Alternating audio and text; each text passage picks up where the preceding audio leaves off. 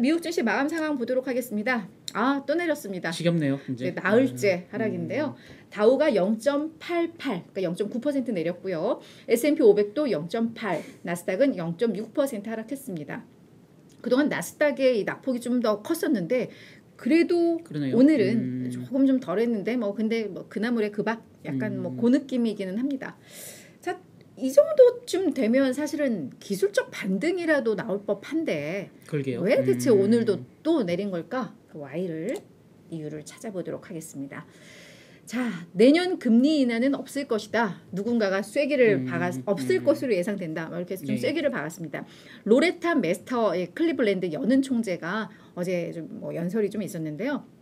이분이 또 FOMC 회의 때 투표권이 있는 사람이라서 이 발언이 어떻게 보면 조금 더 무게가 있었을 것 같기는 한데 앞으로 몇 달 안에 기준금리가 4% 이상으로 오를 것이고 내년에 금리 인하는 없을 것으로 자기는 좀 생각을 한다.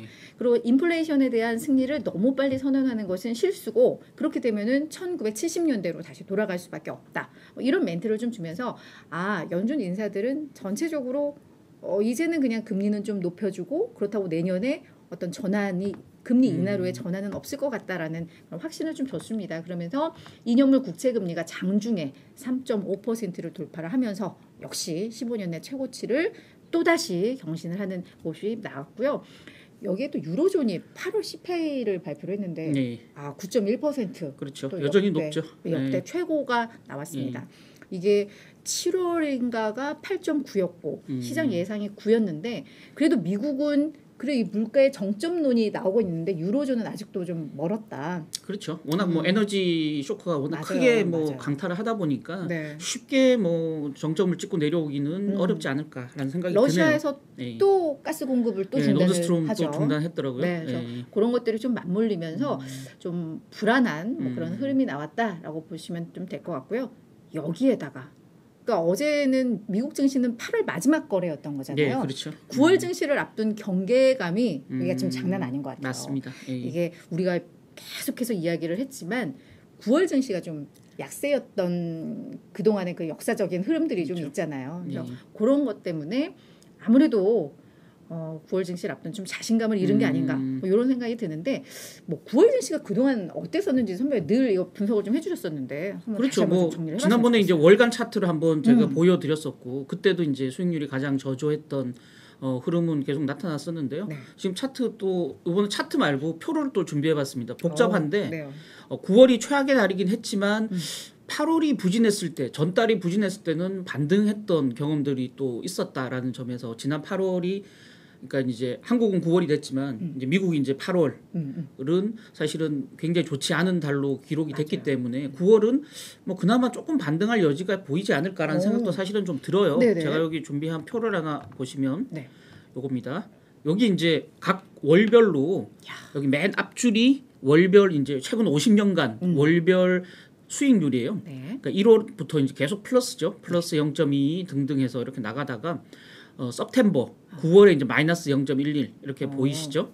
그래서 하락세가 가장 두드러진 그 달이다 이렇게 보여지는 거고요. 다만 이제 그 다음 그 컬럼을 보면 previous months 이렇게 돼 있죠. was positive. 그러니까 전달이 플러스가 됐을 때 8월에 올랐을 때 9월은 어땠냐. 9월은 마이너스 0.32로 그 2등하고 비교하기가 힘들 정도로 최악의 사실은 양상을 보였지만 8월이 마이너스였을 경우에는 오히려 플러스를 기록했다는 거죠. 플러스 수익률을 기록했다는 거죠. 그렇게 본다 그러면 지난 8월이 사실 마이너스 수익을 보였기 때문에 이번 9월은 이 경험칙을 그대로 들이대자면 오히려 반등할 수도 있지 않나라는 기대감을 좀 살포시 가져보는 상황이긴 한데요. 다만 이제 빅테크주들은 9월이 좀 좋지 않다. 그래서 이제 다른 종목들이 좀 힘을 내줘야 그나마 좀 반등의 여지가 있지 않을까 싶은데요. 여기 이제 다음 거 가지고 왔는데 월별로 이제 주요 빅테크 종목들의 주가 등락 수익률입니다. 맨 앞이 애플, 구글, 알파벳, 아마존, 마이크로소프트, 테슬라인데요. 9월 보면 줄줄이 마이너스죠. 가장 실적이 좋았던 게 구글이 제로였죠. 그래서 이제 그 외에는 다 마이너스를 기록했었기 때문에 9월은 항상 수익률이 안 좋았다. 그리고 그 수익률이 안 좋은 게 대부분 빅테크 종목들이 주도했다. 다만 8월이 마이너스였을 경우 9월은 반등하는 경향성이 있더라. 그래서 한번 지켜볼 만하다. 뭐 이런 관점에서 뭐 과거 데이터들을 한번 정리해봤습니다. 사실 저는 예전에는 뭐 월별로 어느 달은 많이 올랐어, 빠졌어. 이거를 그다지 신뢰하지는 않았는데 앞서 이제 선배하고 저희가 방송 시작하기 전에 이야기를 했지만 어떤 계절성의 어떤 그게 반영된다는 점에 있어서는 또 좀 볼만한 뭐 그런 그렇죠. 내용인데 계절성은 늘 시장 참가자들의 행동 패턴에 따라서 나타나는 거기 그렇죠. 때문에 그래서 뭐 경제 지표에서의 고용 지표라든지 생산 지표라든지 제조업 지표 이런 것들이 계절성을 반영하기 때문에 사실 계절 조정이라는 게 들어가거든요. 맞아요, 그래서 맞아요. 계절성은 공식적으로 누구나 다 인정하는 패턴이기 때문에 그 계절성을 무시할 수는 없다. 맞아요. 그래서 외신에서도 이거를 뭐 1950년 이후의 흐름들, 뭐 최근 50년, 뭐 그렇죠. 최근 15년에서 다 분석들을 하는데 일단 9월이 전반적으로 안 좋았다라는 거는 실제로 공통적으로 나오고요.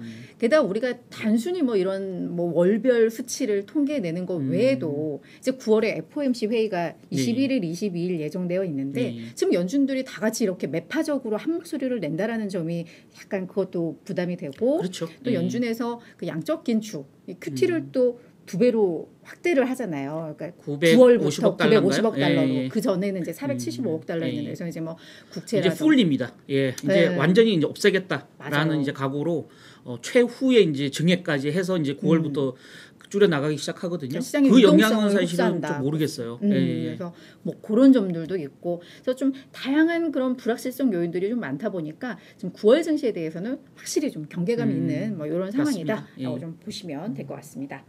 자, 그럼 이제 경제 지표는 어떤 게 있었나 좀 볼 텐데.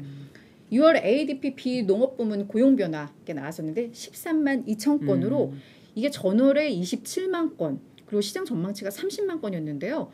이게 우리가 사실은 금요일 날 정부에서 발표하는 이제 고용 지표가 있는데 이건 이제 민간에서 맞습니다. 발표를 하는 것으로 사실은 얘가 정확성은 조금 떨어졌던 것 같아요. 그리고 정부에서 발표하는 것과의 괴리도 좀 있었고 해서 정확성이라기보다는 뭐 변동성이 좀 크다고 안 맞아요, 잘.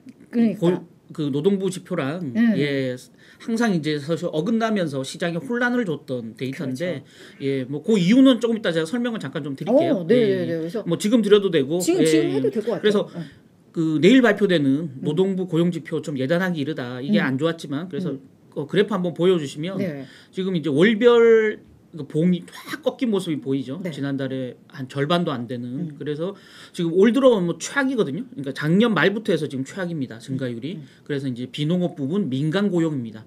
그래서 이게 이제 두 가지 이유가 사실은 좀 저는 개인적으로 있다고 봐요. 찾아보니까 첫 번째는 이제 스탠포드 통계를 정확성을 높이기 위해서 여기 보시면 최근에 이제 스탠포드 대하고 협업을 해서 스탠포드 내에 디지털 이코노미 랩이라는 연구소가 있어요. 거기랑 협업을 해서 이 계절 조정 수치를 우리가 좀 잘못 반영했더니 자꾸 숫자가 들쭉날쭉하는 거 아니야? 그래서 이제 그걸 이제 계절 조정하는 방식을 변경을 했어요. 그러다 보니까 갑자기 이제 숫자가 확 달라져 버렸다라는 이제 분석이 일부 이제 외신들에서 나오고 있고요. 이제 근본적인 차이는 이제 ADP 민간 고용은 현재 회사에서 일하고 있는 직원 대상으로 이제 고용 수치를 산출하고요. 노동부는 해당 기업의 설문이나 그 데이터를 일하는 직원 데이터를 받는 게 아니고 급여가 나가는 직원 대상으로 그 데이터를 매기기 때문에 근본적인 차이가 있어요. 그러니까 일은 하고 있지만 급여를 아직 못 받은 사람 데이터가 들어가느냐 아니면 급여 받는 사람이 들어가느냐. 그리고 이제 해고가 예정돼 있는데 해고가 예정돼서 지금 연차 휴가를 쓰고 있는데 실제 급여를 받은 사람이 있을 수 있고 지금 그 사람은 일을 하지 않기 때문에 그 데이터에서 빠질 수도 있고 그래서 ADP하고 노동부가 만든 산출하는 데이터 자체가 근본적으로 좀 방식이 다르다. 그래서 이런 차이가 좀 있을 수 있다라는 거고요. 어쨌든 간에 뭐 8월 그 월가 이제 고용 보고서 전망은 취업자 30만 좋지 않게 보고 있는 거는 확실한데 뭐 요 숫자를 넘어선다면 ADP 데이터하고 상관없이 시장에는 좀 뭐 그 긍정적인 영향을 줄 수도 있겠지만 아직은 좀 예단하기 이르다 이렇게 봐야 될 것 같습니다. 그리고 일단은 좀 안 좋게 나왔는데. 그러니까 그게 하나의 정말로 뭐 어떤 일치는 하지 않더라도 어떤 추세적인 흐름에 있어서 실제로 고용 시장이 그래도 뭔가 둔화되는 게 실제 고용부의 그 노동부에서 발표하는 내용에서도 나온다면은 시장은 오히려 좀 더 안도할 수도 있다. 연준이 이제 뭐 긴축에 있어서도 너무 이렇게 강한 흐름들이 좀 완화될 수도 있기 때문에 해서 뭐 그런 분석들도 좀 나오는 것 같은데 일단 요거는 참고 자료로 좀 보시면 될 것 같고 금요일 날 나오는 정부에서 발표하는 고용 지표를 좀 보셔야 될 것 같습니다. 자, 그다음 경제 지표가 8월 시카고 구매 관리자 지수 또 나왔습니다. 이게 뭐 미국의 중서부 지역의 제조업 경기를 볼 수 있는 건데요. 뭐 요것도 그냥 뭐 무난하게 맞습니다. 좀 나오면서 시장에 미치는 영향은 좀 미미했다라는 걸로 좀 말씀을 좀 드리도록 하겠고 저희가 지금 이제 시장의 민감도가 어제도 선배가 얘기했듯이 지금 금리가 많이 좀 높아졌고 그렇죠. 상관관계가 높아지고 있다라고 했는데 지금 선배 금리 관련해서도 뭐 준비하신 것 같다. 저는 오히려 그러니까 아까 메스터 총재 얘기 잠깐 전해주셨지만. 그러니까 메스터 총재 발언들 아까 뭐 말씀하신 내용들이에요. 근데 이제 맨 마지막에 이제 실질 금리가 제로 이상 플러스로 올라가야 된다. 이렇게 이제 메스터가 얘기했거든요. 요거는 이제 어제 저희가 소개해드렸던 존 윌리엄스 뉴욕 연은 총재 멘트랑 똑같은 멘트예요. 그러니까 실질 금리에 주목하고 있다라는 겁니다. 근데 이제 지금 시장에서 흔히 실질 금리는 이제 그 PCE 물가지수, 근원 PCE 물가지수를 전체 명목 금리에서 빼주는 거거든요. 근데 이제 시장에서는 그 일일이 데이터를 산출하기 어려우니까 그나마 이제 이 팁스라고 해서 요건 팁스는 그 명목 금리에서 물가 상승률만큼 수익률로 제공해주는 물가 연동 국채거든요. 그게 사실상 이제 실질 금리 역할을 해요. 그래서 이제 많은 그 연준의 지역 연은에서는 이 팁스 수익률을 팁스 물가 연동 국채 수익률을 실질 금리로 그냥 대체해서 활용하기도 하거든요. 그걸 보면 2년 만기 팁스 금리, 30년 만기 팁스 금리가 지금 그 이전의 경기 침체 국면까지 거의 반등하고 있다는 겁니다. 최근에.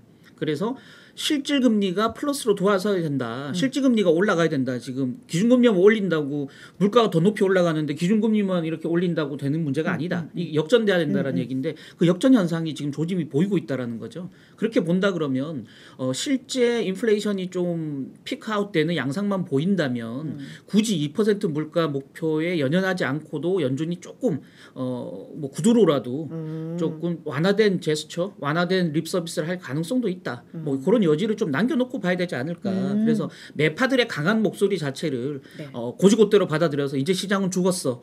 뭐 이렇게 뭐 그냥 쉽게 자포자기하기에는 좀 이른 시점이다 이렇게 봐야 될 것 같습니다. 네, 알겠습니다.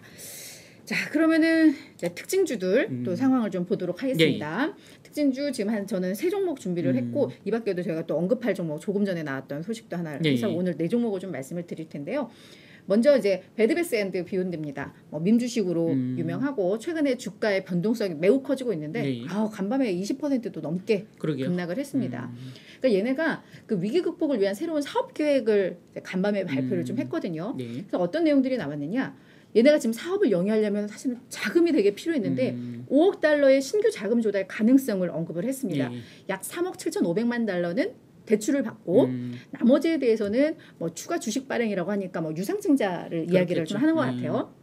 그래서 이렇게 자금 조달 계획을 밝히면서 또한 우리 직원의 20%를 정리해고를 할 것이고 우리 매장도 150개 정도 폐쇄를 할 거야라고 이야기를 했어요. 그래서 이 정도면 괜찮지 않나라는 생각이 드는데도 불구하고 시장에서는 그렇죠. 뭐 크게 그거에 대해서 호재로 대장정 거래에서는 오히려 주가가 올랐어요. 제가 어제 자기 전에 봤더니 주가가 오르는 거예요. 그래서 이거 발표했다고 오르나. 근데 이렇게 대규모 유상증자를 하면 주식 가치가 희석될 텐데. 그렇지. 그랬는데 아침에 보니까 또 폭락해 있더라고요. 이거 종 잡을 수가 없는 종목인 것 같아요. 그리고 이 종목이 사실은 7월만 하더라도 주가가 4, 5달러 정도 수준이었는데 막 밈주식 열풍나고 맞습니다. 정말 묻지마 투자하면서 이게 거의 30달러까지 치솟은 건데 지금 한 9달러 정도 하거든요. 그러니까 어찌 보면 그냥 당연한 정상화 과정인 거지 이걸 막 폭락해서 이것도 아니고 그냥 당연한 것 같기도 해요. 맞습니다. 그래서 그런 면에 있어서 좀 조심하셔야 될 것 같아요. 국내 개미들이 많이 사고 있더라고요. 여전히 지난주도 많이 샀더라고요. 큰일 났네. 그래서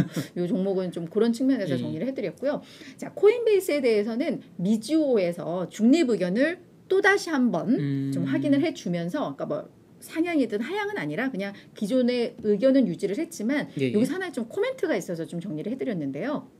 그러니까 세계적으로 이제 30대 거래소를 중심으로 이제 시장 점유율을 산정을 하는데 이 점유율이 계속해서 좀 떨어지고 있대요. 그렇죠. 그래서 많이 깎아 먹어요. 네, 작년 11월만 하더라도 7, 8%였던 게 2분기에는 4% 미만으로 그리고 지금 3분기에 한 2달 정도가 지났는데 또 3% 미만으로 이게 계속해서 좀 감소하고 있어서 이제 코인베이스에 대해서는 약간 좀 점유율 측면에서 우려를 좀 표명을 했는데 지금 이제 SEC 조사 받고 있잖아요. 그쵸. 5개 코인이 증권성인데 그걸 사전에 그 감독 당국의 허가를 받지 않고 상장시켜서 거래했다. 그래서 이제 그 거래 자체가 지금 마비돼 있는 상태거든요. 예, 그러다 보니까 코인베이스는 전체적으로 이제 규제 리스크까지 같이 좀 떠안고 있다라는 점에서 규제 리스크가 이퀄 시장 점유율 하락으로 연결된다. 그래서 사실은 좀 조심하셔야 될 것 같긴 합니다. 맞아요. 예. 그래도 간밤에 주가는 약보합 정도 수준에서 예. 그래도 좀 선방을 하기는 다행이네요. 했습니다. 예, 예. 네. 자, 그다음에 이제 종목 스냅입니다. 스냅이 한 8.7% 올랐는데요. 이게 사실은 개장전만 하더라도 뭔가 되게 좀 불안했거든요. 그렇죠. 그래서 스냅 오늘 많이 빠지나 했는데 저 마감 종가 보고는 조금 놀랐는데 일단 스냅이 2분기 실적 매우 부진했었고요. 그리고 우리 어저께 그 넷플릭스 이야기하면서 예. 이 광고 관련 핵심 임원 둘이 글로 이직했다라고 해서 야 얘네 그럼 이제 광고가 얘네한테 매우 중요한데 그것도 흔들리는 거 아니야? 이 우려가 좀 있었잖아요. 개장 전에 이제 목표 주가하고 뭐 투자 의견 하향 조정들이 CTA 그룹에서 좀 있으면서 시간 개장 전 거래에서는 주가가 오히려 또 빠졌어요. 맞아요. 배드베스 비욘드랑 정반대로. 그랬었는데 근데 얘네가 이제는 어떤 계획을 또 좀 발표를 했는데 지금 얘네가 직원이 한 6천 명쯤 된다고 하는데 20%를 또 감원을 한대요. 그러면 발표했던 내용은 이제 확정한 거죠. 확정한 거예요. 그래서 1,000명 넘게 이제 줄일 건데 이를 통해서 약 4억에서 5억 달러 정도의 비용 절감이 좀 될 거야라는 이야기. 그리고 우리는 비즈니스를 재구성할 거야.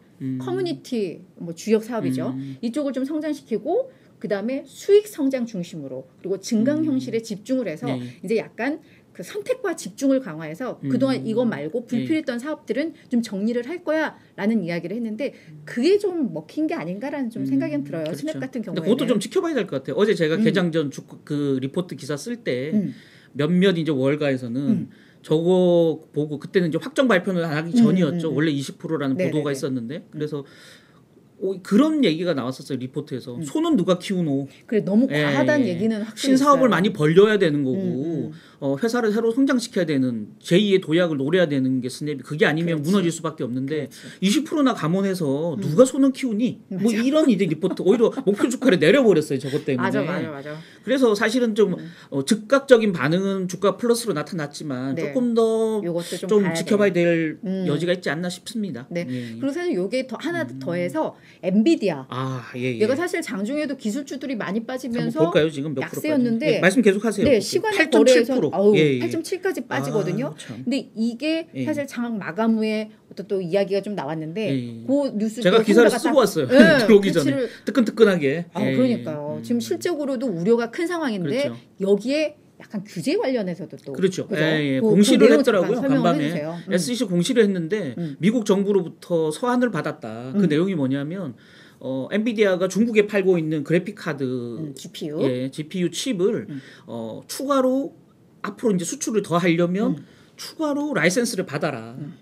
그런 맘대로 거예요. 수출하지 마. 정부 거쳐서 해. 뭐 약간 이런 거죠. 그게 이제 뭐냐면 그거 혹시 그냥 수입해 가서 기업들이 사는 것처럼 수입해 가서 중국 군대에서 그거 활용해서 우리 미국을 치면 어떡해 뭐 이런 거예요. 그다음에 훔쳐가서 그거 막 뒤져서 그 반도체 설계 기술이나 이거 빼돌리면 어떡해. 이것 때문에 사실은 규제하겠다는 거거든요.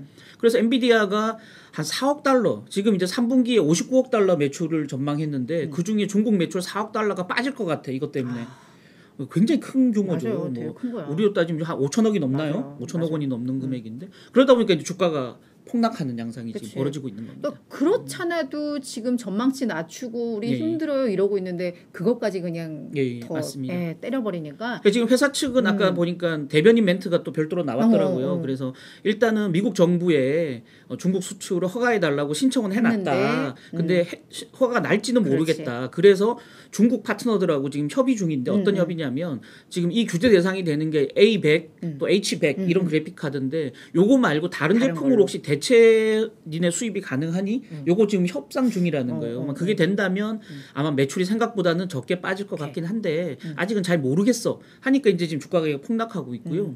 뭐 사실은 제가 어젠가요 보니까 지난주에 국내 개미들이 많이 산 미국 주식 2등이 속스라고 SOXS입니다. 그래서 이제 그게 뭐냐면 그 그러니까 반도체 지수, 미국의 반도체 지수 3배 인버스예요. 그러니까 빠지면 3배로 수익이 나는. 지금 대박 난 거 아니야? 국내 개미들이 아마 오늘 엔비디아 소식 보고 환호를 지르고 있을 가능성도 있어요. 네. 우리가 오늘 엔비디아 이거 빠졌다고 슬퍼할 일이 아닌가? 우리 그렇죠. 서학 개미들이 네. 엄청 최근에 서학 개미들이 미국 반도체 주는 거의 안 건들더라고요. 잘 개별 종목을 잘 사진 않아요. 워낙 뭐 인텔, 엔비디아 뭐 안 좋다는 얘기들을 많이 해서 AMD 오히려 이제 지금 3배 인버스 ETF를 많이 갖고 있기 때문에 그거 뭐 괜히 저희가 이게 뭐 걱정할 필요 없어. 슬프게 얘기하는 거. 그래 사실 주식이 비웃을 수도 있어요. 그래 이제는 올라야만 좋은 게 아니라 그 반대 방향에 베팅하는 상품들도 맞습니다. 너무 많아서 그래 우리 지수 빠져도 좋아해도 되고 맞습니다. 맞아요. 맞습니다. 그래서 우리 수익 많이 나신 우리 스마트한 서학 개미도 많으세요. 축하드려요. 네 알겠습니다. 자 이제 우리 또 월가의 시각 왜냐하면 우리가 사실은 이 잭슨홀 미팅 전에는 이 반등에 대해서 이게 강세장 전환이냐 아니면 그냥 베어마켓 랠리냐로 의견이 분분했다면 지금 시장은 야씨 6월 저점을 깨느냐 아니냐 이걸로 좀 시장의 그렇죠. 핵심이 좀 바뀐 것 같은데 맞습니다. 어때요 월가에서는? 오랜만에 좀 기분 좋게 제가 들고 왔습니다. 월가 시각. 오늘은 이제 조금 더 큰 사진이에요. 이게 좀 조망한 광각인데요. 고마고 황소죠. 고마고 방송인데 이제 어제 이제 이 곰인지 사실은 잘 몰라서 맞아. 너무 클로즈업 하니까 곰을 이제 곰을 이제 째려보고 있는 황소가 그래서 이제 준비했습니다. 오늘은 그나마 다행스러운 게 맨 마지막에 긍정적 멘트를 하나 들고 왔어요. 기대합니다. 그래서 자신 있게 앞에 두 개는 좀 썰렁썰렁 넘어가겠습니다. 그랜썸이라고요. 네. 이 GMO 공동 창업주입니다. 투자 회사인데 이분이 기가 막히게 2000년도 닷컴 버블을 예견했던 분이고요. 2008년도에 글로벌 금융위기 이후 약세장을 예견했던 분입니다. 그래서 월가에서 굉장히 유명하거든요. 이 그랜썸이 자산이 전체적으로 고평가돼 있어. 그게 이제 단순히 주식뿐만이 아니고 부동산까지 다 합쳐서 원자재까지. 그리고 원자재 가격이 급등하는 원자재 쇼크가 있고 연중 긴축. 이게 다 한꺼번에 어우러지니까 슈퍼 버블 붕괴가 나타날 가능성이 있어. 모든 자산 가격이. 그래서 우리 흔히 이제 에브리띵 크래시인가요? 하여튼 모든 게 이제 다 무너지는 그런 양상이 올 수도 있다라는 거고요. 그래서 역사적 경험을 토대로 볼 때 아직까지 최악의 상황도 오질 않았다. 슈퍼 버블에서는 베어마켓 랠리 지난 우리가 경험했던 베어마켓 랠리는 쉽게 와서 빨리 끝나버려. 그거 지난번에 한번 왔던 베어마켓 랠리 그거 별거 아니야. 그냥 슈퍼 버블의 일부일 뿐이야라고 얘기했고 시장 바닥 확인 아직 남아있고 기업 이익 하향 조정이 이 시장 바닥까지 가는 국면을 주도할 거야. 이렇게 좀 네거티브하게 본 거고요. 그 다음에 이제 클리스 홀드라고 그 네드 데이빗 리서치 수석 전략가입니다. 기관 투자가 비관론은 커지는데 개인들은 반등장에 계속 대비하고 있어. 이거 큰일이야. AAII 전미 개인 투자자 협회 설문조사 보니까 개인 투자자 낙관론이 아직도 과도하게 높아. 시장 심리가 극단으로 가고 있다. 좋지 않은데도 긍정론이 커지고 있는 거는 시장 방향이 전환될 거라는 경고다. 그래서 굉장히 안 좋게 보고 있는 거고요. 마지막에 이제 빈키 체다라고 이걸 좀 키워보겠습니다. 좋게 보는 분이라 도이체방크의 글로벌 수석 전략가입니다.